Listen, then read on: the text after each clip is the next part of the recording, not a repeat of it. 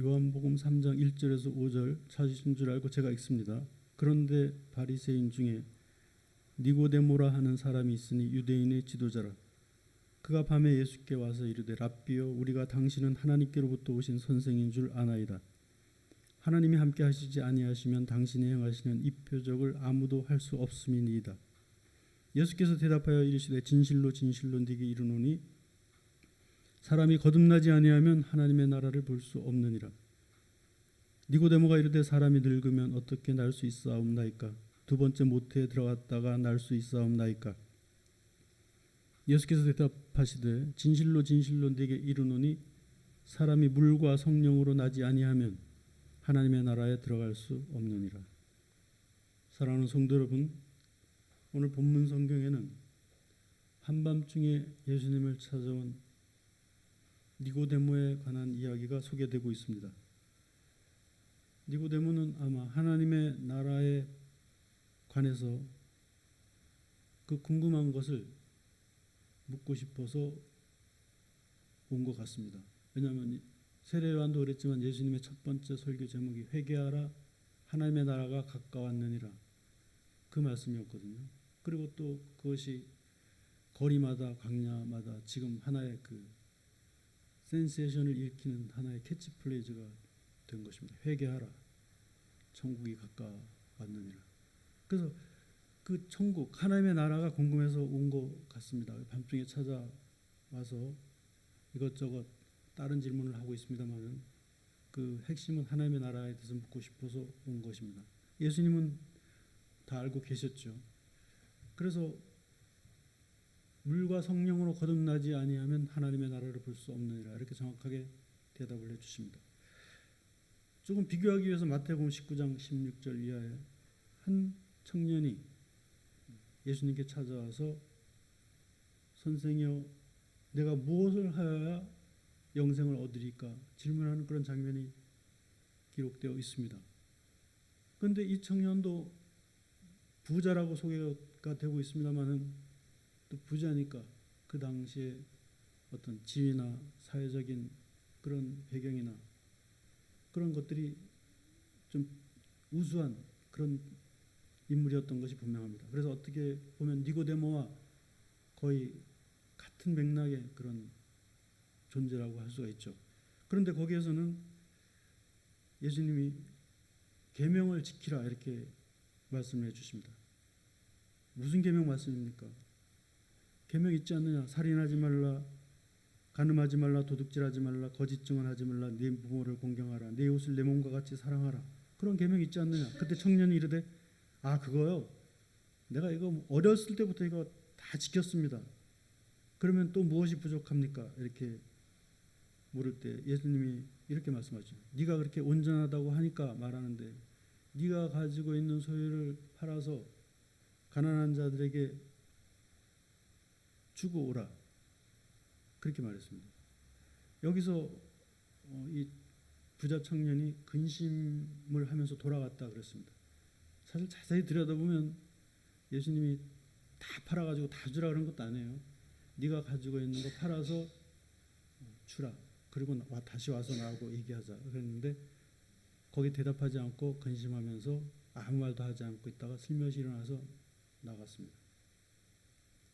오늘 본문 성경은 예수님이 마태복음 19장 16절 이하에서 자기를 찾아온 부자 청년에게 너의 소유를 팔아서 가난한 자들에게 주고 다시 오라 하신 것과 달리 니고데모에게 그도 역시 바리새인이었고 또 그 부자 청년 못지않은 그래서 또 구체적으로 그 사내들인 공의회 회원이라고 한 거 보니까 그 국회의원에 해당되는 거거든요. 우리나라로 치면 그 상당히 높은 지위를 젊었을 때보다 가지고 있는 그런 청년이었는데 그런데 니고데모에게는 왜 너의 소유를 팔아서 가난한 자에게 주라 이렇게 말하지 않았을까요?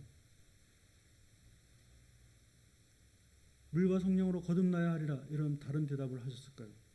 그 이유를 제가 생각해 봤습니다. 첫째, 니고데모는 마태복음 19장 16절 이하의 부자 청년처럼 내가 이것도 잘하고 이것도 잘 지키고 어렸을 때부터 잘했습니다 하고 자신을 이렇게 자만하고 자신감에 넘치는 그런 사람은 아니었던 것 같습니다. 자아도취와 그런 자만에 빠진 인물이 아니었기 때문에 아마 그런 말씀하지 않으신 것 같습니다. 요한복음 1장 43절에서 빌립의 전도를 받은 나다나엘이 예수님 앞에 나왔을 때 그랬잖아요. 내가 나다나엘을 보니 참 이스라엘 사람이로다. 저 속에 간사한 것이 없도다. 그때 나다나엘이 저를 언제 본 적이 있습니까? 처음 뵙는데요. 그랬더니 내가 무화과 나무 밑에 있을 때부터 너를 알고 있다. 그 예수님은 다 알고 계시는 것이죠. 사랑하는 성도 여러분, 주님은 우리를 다 알고 계십니다. 이미 우리가 주님을 향한 그런 간절한 마음이 얼마나 진심인지 그것을 주님은 이미 다 헤아리고 계시는 것이죠. 그리고 이 니고데모는 어떻게 보면 거듭날 준비가 되어 있는 그런 자였기 때문에 다른 말씀을 하지 않으신 것 같습니다. 하나님은 들을 준비가 된 자에게 말씀을 주시는 분이시죠. 우리가 예배를 드리면서 하나님의 은혜가 새록새록 깨달아지고 또 설교자를 통해서 주시는 말씀이 힘이 되는 것은 우리가 들을 준비, 깨달을 준비, 은혜 받을 준비가 되어 있기 때문에 가능한 것입니다. 그렇지 않으면 귀에 들리지 않죠. 그러니까 주님이 볼 때 부자 청년은 들을 준비가 안 되어 있는 겁니다. 그냥 단순한 궁금증이었고, 그러나 이 니고데모는 진심으로 주님께 묻고 있는 것입니다. 그러니까 주님도 진심으로 대답하신 것이죠. 물론 그렇다고 부자 청년에게 진심이 아닌 대답을 하신 것은 아닙니다만 그거야말로 진심이죠. 그래서 그때 나온 그 부자 청년하고 사이에 나온 이야기가 유명한 이야기가 있잖아요. 제자들 옆에 있는 제자들에게 부자가 천국 들어가기가 얼마나 어려운지 낙타가 바늘기로 들어가는 것보다 더 어렵도다. 그렇게 말씀하는 그 장면이 바로 그 부자 청년과의 대화 속에서 끝에 나오는 말씀입니다. 그때 제자들이 자기들은 부자가 아니지만 그러나 한숨을 쉬면서 탄식을 하면서 그러면 누가 천국에 들어갈 수 있습니까? 그때 주님이 이런 대답은 하십니다. 사람으로서는 할 수 없으나 하나님으로서는 할 수 있다. 오늘 본문 말씀 중에 니고데모와 그 부자 청년을 제가 비교해서 말씀드릴 수밖에 없는 것이, 이 부자 청년은 다시는 예수님께 오지 않았습니다. 그리고 자기가 재물이 너무 많아서 더 이상 예수님을 만날 생각도 하지 않고 예수님으로부터 멀리 떠났다고 이렇게 보여집니다. 그런데 언뜻 니고데모 역시 오늘 예수님이 하신 말씀 어려워하고 잘 이해하지 못하는 것처럼 보일 수도 있습니다만은, 그러나 성경을 읽다 보면 니고데모가 특히 마지막 그 예수님이 십자가에 돌아가신 후에 등장을 하는데 몰약과 침량 섞은 것 100근을 가지고 옵니다. 근데 이 몰약은 예수님 탄생을 축하하기 위해서 베들레헴에 온 동방 박사들이 예수님께 드렸던 예물 중에 하나거든요. 그때 황금과 유향과 몰약을 드렸거든요. 귀한 물건입니다. 그 몰약과 침량 섞은 것, 그것도 100근을 가지고 와서 세마포를 싸서 유대인의 장례법대로 예수님을 장례 치러준 자가 바로 니고데모입니다. 제자들조차 핍박자들이 두려워서 떠난 골고다 언덕, 그 십자가 아래에 니고데모는 그 귀한 예수님을 장례할 그 장례 물품을 들고 홀로 서 있었습니다. 그리고 그 십자가의 그 갈보리 가까운 곳에다가 예수님을 장례를 치러 주었습니다. 그는 부자였고 간운이었고 바리새인이었고 산헤드린 공의회 회원이었기에 그의 가진 것이 다 빼앗길 수도 있는, 빌미를 제공할 수 있는 그런 자리에 그냥 서 있는 겁니다. 그러니까 예수님과 니고데모의 만남은 결코 그냥 스쳐가는 만남이 아니었던 것이죠. 물과 성령으로 거듭난다는 것은 무슨 뜻이겠습니까? 우선 물은 상식적으로 씻는 거죠. 이 물이 문화생활의 척도 아닙니까? 생명의 척도입니다. 물이 없으면 죽습니다. 먹을 물이 없고 마실 물이 없으면 병에 걸리고 죽습니다. 그리고 물이 더 오염되면 병에 걸리고, 그리고 물이 풍족하지 않으면 모든 생활에 제한을 받게 되는 것이죠. 그런데 이 씻는다는 의미의 물이 디도서 3장 5절에는 이렇게 표현이 되었습니다. 우리를 구원하시되 우리가 행한 바 의로운 행위로 말미암지 아니하고 오직 그의 긍휼하심을 따라 십자가의 보혈에 깨끗하게 씻어주신 것, 성령의 새롭게 하시는 능력으로 하셨나니 이는 우리로 하여금 그의 은혜를 힘입어 의롭다 하심을 얻어 영생의 소망을 따라 상속자가 되게 하려 하심이라. 그러니까 우리에게 있어서 물은 우리의 죄를 씻어주시는 예수 그리스도의 보혈의 공로를 의미한다고 볼 수가 있습니다. 그러니까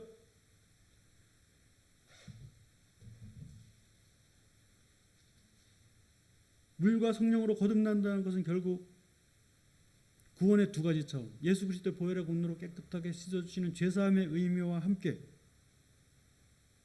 뭐라고 그랬어요?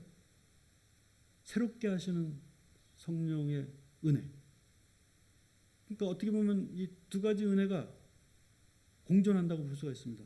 같은 듯 하면서도 다르고 다른 듯 하면서도 같은, 동시적이고, 어떻게 보면 이것이 하나의 그 단계적이고 순차적이고 시간적인 것으로 오해할 수도 있지만, 순차적이고 단계적인 차원 이전에 오히려 필연적인 것이기에 동시다발적이든 순차적이든 관계없이 하나의 가치이며, 예를 들어서 타원의 경우처럼 원은 이 초점이 하나잖아요. 근데 이렇게 길쭉한 타원은 그 중심이 없는 건 아니지만 그러나 반드시 초점이 두 개가 있게 되는 것입니다. 왜 제가 타원 얘기를 하냐면, 이 그 타원이라고 하는 것이 상당히 그 묘한 그런 그 의미가 있는 그런 도형입니다. 비행기를 타보면 비행기 창문이 다 타원형으로 되어 있습니다. 처음에 비행기가 개발되었을 때 직사각형이었어요. 또 나중에 원일 때도 있었고, 근데 결국은 타원형으로 다 바꿨습니다. 왜냐하면 이 바깥의 압력과 안의 압력이 막 그냥 부딪히게 될 때 물건이 막 파손되거든요. 그런데 그거를 견디는 힘이, 타원이 그걸 가장 견디는 힘이 크다는 겁니다. 그래서 그 타원이 바로 그런 의미인데, 그 타원은 반드시 초점이 두 개입니다. 그런 점에서 물과 성령, 주 예수 그리스도의 십자가 보혈의 공로로 씻음을 받는 것과 성령께서 우리의 마음과 생각과 삶의 방향을 새롭게 해주시는 것은 세상의 엄청난 그런 오염된 압력을 견딜 수 있는 그런 하나의 타원형과도 같은 의미로 본다면, 바로 그 십자가 부활이 두 개의 축이듯이 바로 보혈의 공로로 씻음 받는 것과 새롭게 하시는 성령님의 개입하시는 감동하심과 은혜가 바로 우리를 이 삶 가운데서 지탱하게 하는 수단이요 도구요 의미라는 것입니다. 그도 그럴 것이 에베소서 1장 11절 이하의 말씀에 보면 인치신다고 했습니다. 그러니까 딱 잡아주시고 아예 그냥 보증을 해주신다, 그렇게 말씀할 때 이런 말씀하십니다. 모든 일을 그의 뜻의 결정대로 일하시는 이의 계획을 따라 우리가 그 안에서 기업이 된 것은 우리가 그리스도를 영접하여 복음 안에서 약속의 성령으로 인치심을 받았기 때문이니, 이는 성령께서 우리 기업의 보증이 되셔서 우리가 받은 구원으로 인해 우리로 하여금 그의 영광의 찬송이 되게 하려 하심이라. 이런 말씀도 바로 그런 의미로 하신 말씀이라고 할 수가 있습니다. 그러므로 사랑하는 성도 여러분, 이처럼 이제 우리의 믿음을 보증하시고 인증해 주시고 인쳐 주시고 붙잡아 주시고 바깥에 그런 죄와 오염된 압력에 굴복당하지 않도록 하나의 두 개의 축으로, 십자가 부활이 두 개의 축인 것처럼 다시 말씀드리지만 씻음과 그리고 그 성령의 새롭게 하시는 은혜를 힘있게 하시는 것은 바로 이 모든 것들이 구체적이고 실제적인 하나님의 약속이 실현된다고 하는 그런 의미로서 주신 그런 말씀인 것입니다. 그러면서 새롭게 하시는 이 성령님은 바로 어떤 수단으로서의 도구가 아니라 하나의 인격적인 그런 분이시고 인격적으로 우리를 새롭게 하신다는 것입니다. 그래서 우리를 막 강압적으로 교육하시거나 그러지도 않으셔요. 그냥 우리의 마음을 두드리시는 것입니다. 내가 문 밖에서 두드리노니 누구든지 문을 열면 내가 그로 더불어 먹고 그는 나로 더불어 먹으리라. 그 말씀 그대로 성령님은 인격적으로 우리의 문을 계속 두드리시고 우리의 마음을 감동하시고 우리를 계속 그렇게 인격적으로 인도하시는 분이십니다. 그리고 성령님은 그렇게 인격적이신 분일 뿐만 아니라 또 의지적이시기도 하십니다. 그래서 예를 들면 고린도전서 2장 10절에 보면 오직 하나님이 성령으로 이것을 우리에게 보이셨으니 성령은 모든 것 곧 하나님의 깊은 것까지도 통달하시느니라. 그리고 이와 같이 성령도 우리의 연약함을 도우시나니 우리는 마땅히 기도할 바를 알지 못하나 오직 성령이 말할 수 없는 탄식으로 우리를 위해 친히 간구하시느니라. 마음을 살피시는 이가 성령의 생각을 아시나니 이는 성령이 하나님의 뜻대로 성도를 위하여 간구하심이니라. 이렇게 말씀하고 있는 것입니다. 그렇기 때문에 성령께서는 우리를 인격적으로 대하시고 성령께서는 의지적으로 우리를 대하십니다. 그래서 우리의 형편과 처지를 아시고 심지어는 우리가 기도할 힘조차 없을 때 마치 그 물이 끊어진 그런 펌프, 옛날 그 수도 대신 쓰던 그 펌프에서 물을 바가지로 이렇게 쏟아야 다시 물을 끌어올릴 수 있듯이, 기도할 힘조차 끊어진 그때 마치 그 펌프에 물을 부어 주시듯이 우리가 기도할 바를 알려주시고 어떻게 기도해야 되는지 힘을 주시는 그런 분이 성령이라는 말씀을 하고 계십니다. 뿐만 아니라 성령님은 처음에 초대교회 때 예수님이 약속하신 대로 성령이 임하실 때 바람같이 임하시고 불같이 임하셨다고 하신 것처럼 바로 그 소통과 그리고 어떤 생명의 그런 기운이 바로 성령의 은혜 가운데 우리에게 주어지는 것입니다. 우리가 어떻게 우울함을 견딜 수가 있습니까? 우리가 이 어두운 세상의 그 어두운 분위기를 어떻게 우리가 극복할 수 있습니까? 내 속에서 생기가 되어서 생기의 바람을 불어 넣어주시는, 그래서 아가서 4장 15절에 보면 나의 사랑 나의 어여쁜 자야 너는 동산의 샘이요 생수의 우물이요 레바논에서부터 흐르는 시내로구나. 북풍아 불어라 남풍아 오라 나의 동산의 향기를 날리리라. 나의 사랑하는 자야 나와 함께 그 동산으로 가자. 거기에는 생기의 바람이 불고 아름다운 그 바람에 불려오는 모든 향기가 가득한 곳이다. 이렇게 말씀하고 있는 것입니다. 그러므로 우리의 삶의 향기가 나타나고 드러내기 위해서 하나님께서 주신 그런 성령의 은혜가 바로 우리에게 주어진 새롭게 하시는 그런 은혜의 주체가 바로 그러한 성령이라는 것입니다. 그러므로 사랑하는 성도 여러분, 오늘 우리를 거듭나게 하시는 예수 그리스도의 보혈의 공로와 성령의 인치심의 은혜와 능력으로 우리에게 주어진 삶을 한 걸음 한 걸음 걸어가는 것이 승리의 비결이라고 할 수가 있습니다. 바울이 사도행전 19장 2절에서 예수를 믿는다고 하는 어떤 제자들을 만났을 때 너희가 믿을 때 성령을 받았느냐 하고 물어보는 장면이 그런 의미의 질문입니다. 성령을 받았느냐. 언뜻 생각하면 누군가 크리스찬에게 당신 예수를 믿는다면서 성령 받았어? 이렇게 물어본다면 무례한 질문이 되고 기분 나쁜 질문이 될 것입니다. 마치 성령이 자신들의 독점 상품이라도 되는 양 그렇게 말하면 기분이 나쁘겠죠. 기도도 마찬가지죠. 나 오늘 기도 10시간 했는데 너 어제 기도 몇 시간 했어? 뭐 이렇게 물어볼 수는 없는 거잖아요. 그러나 바울이 물어본다면 다른 차원의 질문입니다. 왜냐하면 바울은 그런 자만심이나 자기 자랑이나 권위로 말하는 인격이 아니라는 것을 온 세상이 다 알고 있으니까 그런 것이죠. 그러니까 누가 말하느냐가 중요한 겁니다. 똑같은 말을 해도 기분이 나쁠 수가 있고 똑같은 말을 해도 이해가 될 수가 있습니다. 그것은 그 사람이 어떤 마음으로 하느냐를 알았을 때 얘기죠. 제가 예배를 드리던 어느 그 어간에 잊혀지지 않는 장면이 하나가 있습니다. 제가 임시적으로 그 선배 목사님이 담임이신 곳에서 이렇게 예배를 좀 도우면서 예배를 드린 적이 있었는데 그 주변에 있는 그 술집에서 일하는 여자 종업원 접대부 2명이 꼭 이렇게 와서 적당한 자리에 앉아서 예배를 정성껏 드리고 가더라고요. 근데 제가 그때 기억나는 것은 그 담임 목사님이 크리스찬들의 직업은 중요하다. 술과 관련된 그래서 사람을 술 취하게 만들거나 그래서 그 얘기를 꼭 하고 넘어가는 거예요. 뭐 길게는 안 하지만 설교하다가 꼭 그 얘기를 그 술과 관련된 직업이 있는 사람은 직업을 바꿔야 된다고. 이게 하나님의 영광을 가리는 일이라고. 그래서 다음 주에 안 나오겠구나. 상처받았겠구나. 근데 그러나 다음 주에 또 어김없이 그 자리에 나와가지고 둘이 이렇게 미소를 지으면서 이렇게 막 말씀을 긍정적으로 이렇게 받아들이고 은혜를 받고 돌아가고. 근데 어김없이 구제도 목사님 설교할 때 세상에 할 짓이 없어가지고 사람들을 술 마시게 만드는 그런 일을 하고 있냐고 그렇게 말씀하십니다. 다음 주에 진짜 안 나오겠구나.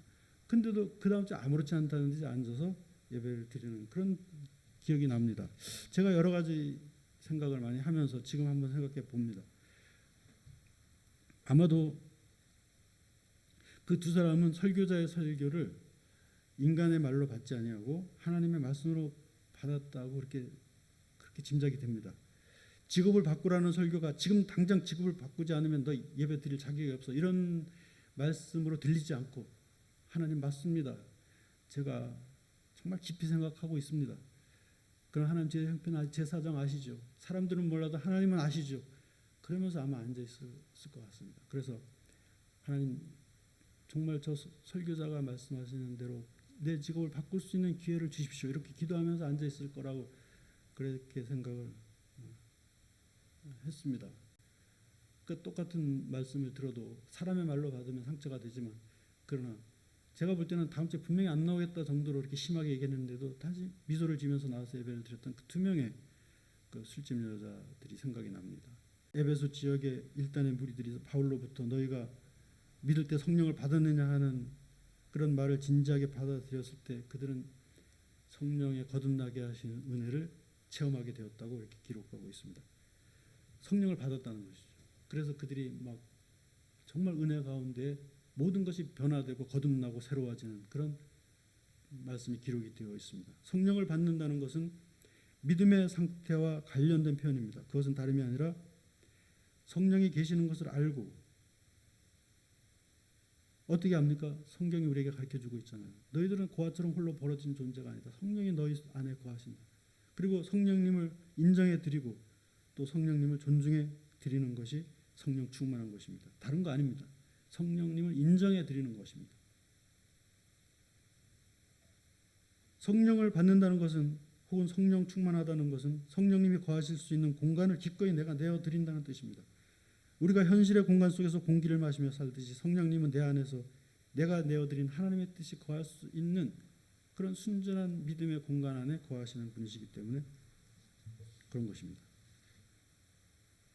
그래서 이것은 2가지 차원의 의미를 가질 수가 있습니다. 물과 성령이 구원과 거듭남의 2가지 차원이요 2가지 초점이 있듯이 우리가 성령님을 내 마음에 모신다는 것도 그렇게 해야 되겠다는 결단, 내가 성령님을 모셔야지, 그래서 내가 성령 충만해야지, 그리고 내가 거듭나야지, 그런 차원이 하나 없지는 않겠지만, 그러나 그보다 먼저 나의 의지만으로 되는 것이 아니고 사실은 그 이전에 우리의 마음을 먼저 움직여 주신 분이 계시다는 것을 잊지 말아야 됩니다. 그래서 에스겔 36장 26절 이하에서 하나님은 이렇게 예언을 하셨습니다. 그날이 이르면, 또 그날이 이르기 전에 새 영을 너희 속에 두고 새 마음을 너에게 주되 너희 육신에서 굳은 마음을 제거하고 부드러운 마음을 줄 것이며 이것은 곧 나의 영을 너희 속에 두어 너희로 내 윤례를 행하기 위함이라, 이런 말씀입니다. 그러니까 성령이 내 안에 오시기 전에 먼저 그 성령이 오실 수 있도록 내 마음을 새롭게 해 주신 은혜가 있었다는 것입니다. 그러므로 우리가 거듭난다고 하는 것은 내가 스스로 내가 거듭나야지 이런 차원이 아닙니다. 아니면 내가 환경이 어려워서 그래서 내가 지금 거듭나지 못했지, 내가 좋은 환경이 되면 거듭날까, 이것도 아닙니다. 아까 말씀드린 그 술집 여자 종업원은 그 자리에서 인간적으로 보면 모욕과도 같은 자기의 그런 일에 대해서 막 비난을 받고 왜 그러냐고 하는 힐문을 받는 그런 상황 속에서도 그것이 하나의 자신에게 그것이 상처가 되지 않았듯이, 바로 성령님이 우리 마음을 새롭게 해주지 않으면 모든 것이 다 상처가 되고 거듭나는 길이 자꾸 막히고 새로워지는 길이 자꾸 막히고 새로워질 수 없다고 절망할 수밖에 없는 그런 상황인데, 먼저 내 마음을 새롭게 해주셨기 때문에 새로운 영, 성령님이 내 안에 들어오실 수 있었다는 것입니다. 그래서 하나님은, 바로 구약시대 하나님은 어떤 특별한 장소를 선호하셨다고 볼 수 있는 그런 단서가 성경에 많이 나와 있습니다. 예를 들면 시온 같은 경우에, 물론 이스라엘을 얘기지만 시편 132편 13절에 보면 여호와께서 시온을 선택하시고 자기 거처를 삼으셨다, 이렇게 말합니다. 그리고 하박국 2장 20절에 보면 오직 여호와는 성전에 계시니 온 땅은 그 앞에서 잠잠할지니라, 그렇게 말씀하고 있습니다. 그러니까 하나님은 사실은 어디에나 계신 분인데 하나님은 어떤 장소에 계신다고 또 기록하고 있습니다. 이게 무슨 뜻입니까? 하나님은 어디에나 계시지만 그러나 아무 데나 계실 수가 없는 겁니다. 하나님의 거룩하심이 존중받는 곳, 그것이 바로 시온이요, 그것이 바로 예루살렘 성전이었던 것입니다. 제가 무슨 말씀을 드리는 겁니까? 고린도전서 6장 19절에 너희 몸은 너희가 하나님께로부터 받은 바 너희 가운데 계신 성령의 전인 줄 알지 못하느냐, 너희는 너희 자신의 것이 아니니라 값으로 산 것이 되었으니 그런즉 너희 몸으로 하나님께 영광을 돌리라. 이 말씀이 임하기 위해서는 하나님의 성령이 내 안에 거하실 수 없는, 불가능한, 구약시대는 생각조차 못했던, 물론 에스겔 선지자나 예레미야 선지자를 통해서 하나님이 약속하시고 예언하신 것은 사실이지만 그러나 그 예언을 듣고도 그게 무슨 말인지 도무지 몰랐던 그런 시대를 지나서 예수 그리스도의 은혜의 시대를 거쳐서 이제 예수님이 약속하신 대로 우리 안에 성령이 거하실 수 있는 그런 시대를 맞이한 것은 먼저 하나님이 거하실 수 있는 성전으로 나를 만들어 주시기 위해서 먼저 내 마음을 새롭게 하시고 내 마음을 깨끗하게 하시고 정하게 하시는 그런 은혜를 우리가 먼저 힘입었다는 사실을 기억할 때 우리는 두 가지 차원, 성령으로 거듭난다는 것이 내가 의지로 나 거듭나지, 나 새로운 사람이 될 거야 이렇게 해서 되는 것이 아니고 성령이 내 마음을 새롭게 해주지 않으면 여러분 여기 앉아 있을 때 벌써 그냥 예배 중간에 막 나가고 싶고 막 그렇게 될 수밖에 없습니다. 여러분 저도 뭐 설교자로만 항상 있는 게 아니라 설교를 들을 때도 많았고 어렸을 때부터 늘 설교를 들으며 살았던 사람이기 때문에 압니다. 어떨 때는 저것도 설교라고 하나 뭐 저딴 식으로 말을 하나 그러면서 확 박차고 나가고 싶을 때도 뭐 그런 기억도 있습니다. 그러나 지나놓고 보면 그것이 내 마음의 문제인 것입니다. 하나님이 내 마음을 막아주시고 내 마음이 상처받지 않도록 어루만져 주시면 그런 일이 없습니다. 그러나 내가 시험에 들고 내가 엉뚱한데 그런 정신이 팔려 있고 그러면 꼭 이렇게 시험이 드는 것이죠. 그럼 여러분 지금 여러분이 이미 성령께서 여러분의 마음을 새롭게 해주시고 여러분의 영을 새롭게 해주셨기 때문에 성령 하나님의 영이 여러분과 함께 거할 수 있도록 이미 작업을 해놓으셨기 때문에 제가 이렇게 설교를 참 청산주수같이 하지 못하는데도 여러분 상처가 되지 않고 우리 목사님 설교를 왜 저렇게 못하나 이렇게 생각하지 않고 우리 목사님 말씀 참 잘 전하신다 이렇게 생각하고 있는 이유가 여러분의 마음을 성령께서 이미 하나님께서 여러분을 이미 새롭게 하셨기 때문에 그렇다는 것이죠. 그러니까 말씀을 마칩니다. 너희 몸은 너희가 하나님께로부터 받은 바 너희 가운데 계신 성령의 전인 줄 알지 못하느냐. 너희는 너희 자신의 것이 아니라 값으로 산 것이 되었으니 그런즉 너희 몸으로 하나님께 영광을 돌리라. 그러므로 이제 우리는 또 하나의 니고데모가 되어서 또 하나의 부자 청년이 되어서 우리는 지금 하나님의 말씀 앞에 서 있는 것입니다. 아까 처음에 두 사람의 얘기를 드렸잖아요.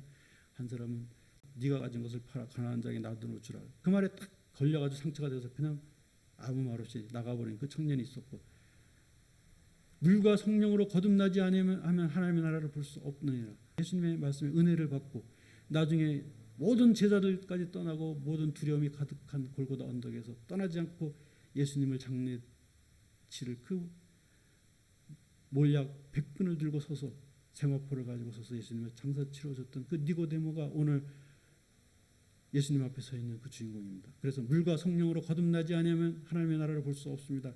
그 말을 깊이 받아들이고 물과 성령으로 거듭난 자가 되어서 하나님의 나라를 보는 자가 바로 니고데모였던 것입니다. 오늘 여러분은 바로 부자 청년이 아니라 혹시 여러분이 부자라고 해도 상관없습니다. 니고데모도 부자였습니다.